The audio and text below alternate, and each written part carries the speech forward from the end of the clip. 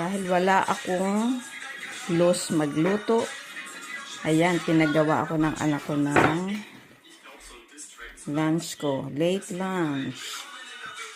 Ayan na naman yung pagkain na kung ano-ano na naman to. Very healthy daw yan. Ayan. Wow, nagutom na talaga ako. Buti na lang may anak akong nagawa ng pagkain. Pagkain ng mga bigana. Magbigyan na rin tayo. Ayan. Nagluluto pa siya. Nandun pa siya. O, luto-luto. At ito yung kanyang salad. Wow, sarap guys. Ayan. Ano yan? Mga nuts. What is this? Avocado.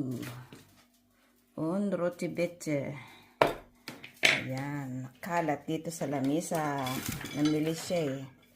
Oh, sarap anak niya na. So, kauna na. Bago daw ako kakain ito, ito muna yung first spicing ko. Yogurt with what? Chiasamen-Pudding. Was? Chiasamen-Pudding. Sesame pudding. Kung ano na lang yan. Ito daw muna ang kainin ko bago yan. So, good appetit. Thank you so much. Thank you, Nak. Ito sa aking late lunch. Dinner na ito.